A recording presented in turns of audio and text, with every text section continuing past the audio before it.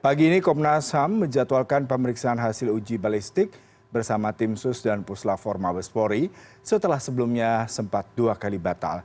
Pemeriksaan ini perlu dilanjutkan untuk mencocokkan hasil temuan Komnas HAM dengan barang bukti seperti pistol dan pelurunya secara langsung. Terkait penembakan Brigadir Yosua, kita tergabung dengan produser lapangan CNN Indonesia Ayu Ramawati di gedung Komnas HAM. Selamat pagi Ayu. Ayu, terkait dengan pemeriksaan kali ini, apa saja yang menarik yang kira-kira menjadi headline ataupun yang menjadi subjek dari pemeriksaan terkait dengan uji balistik, kemudian perbandingan dari senjata dan juga alat bukti-bukti yang memang dibutuhkan untuk pemeriksaan kali ini. Silakan dengan laporan Anda. Baik, selamat pagi Yuda. Memang kalau kita lihat setelah 1 bulan lebih bergulirnya kasus Brigadir J ini, kemarin setelah Kapolri Jenderal Polisi Sigit Prabowo melakukan konferensi pers dan menetapkan mantan Kadif Propam Irjen Verdi Sambo sebagai tersangka, rasanya kasus ini menjadi lebih terang benderang dan kita bisa menyusun puzzle-puzzle misteri yang selama ini terjadi dan juga bergulir di masyarakat. Dan Yuda, meskipun Irjen Pol Verdi Sambo ini telah ditetapkan sebagai tersangka, Komnas HAM akan tetap melanjutkan uji balistik untuk kemudian nanti datanya akan dicocokkan dengan data-data yang telah diterima. Dan saat ini kami ingin menginformasikan bahwa informasi terakhir yang kami terima adalah sekitar pukul 10 Komnas HAM akan memanggil Puslapfor Mabes Polri bersama dengan tim sus untuk melakukan pemeriksaan hasil uji balistik. Dan informasi yang tadi barusan saja saya dapatkan, mobil Puslapfor Mabes Polri telah hadir di Komnas HAM. Dan Yuda, sebagai informasi tambahan juga saya ingin menjelaskan terlebih dahulu apa sebenarnya uji balistik ini. Jadi uji balistik adalah sebuah pemeriksaan yang melibatkan senjata api dalam proses kejahatannya. Dan kita mengetahui dalam kasus Brigadir J kemarin ditemukan 7 buah tembakan di badan Brigadir J. Namun ini juga dapat diterima keterangan pada saat konferensi pers dari Kapolri kemarin yang mengatakan bahwa sebenarnya tidak ada kejadian tembak-menembak, hanya Brigadir J ini ditembak oleh oleh Baradae, dan ini juga menjadi kasus atau BAP yang baru diajukan oleh Baradae.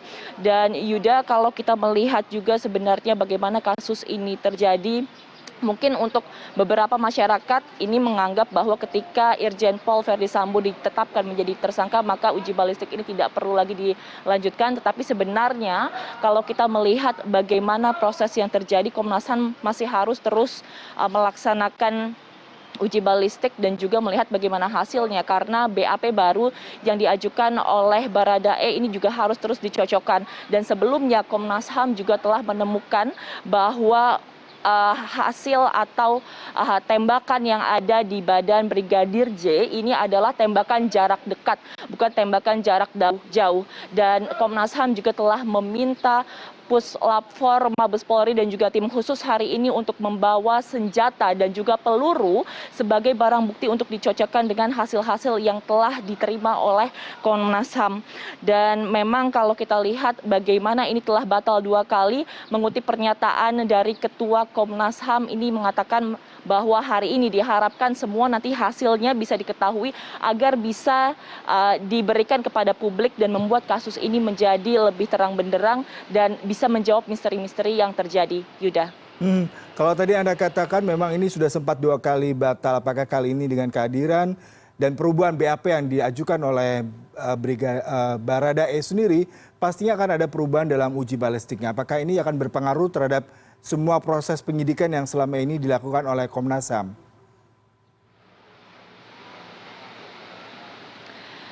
Ya Yuda, untuk bagaimana pengaruhnya kami belum bisa mengetahui lebih lanjut. Kami harus tetap menunggu bagaimana hasil dari uji balistik yang hari ini dilakukan oleh Komnas HAM bersama dengan Puslapfor Mabes Polri. Dan sepertinya ini kabar yang baik juga kalau kita melihat tadi mobil dari Puslapfor Mabes Polri sudah datang, berarti mereka memenuhi panggilan dari Komnas HAM.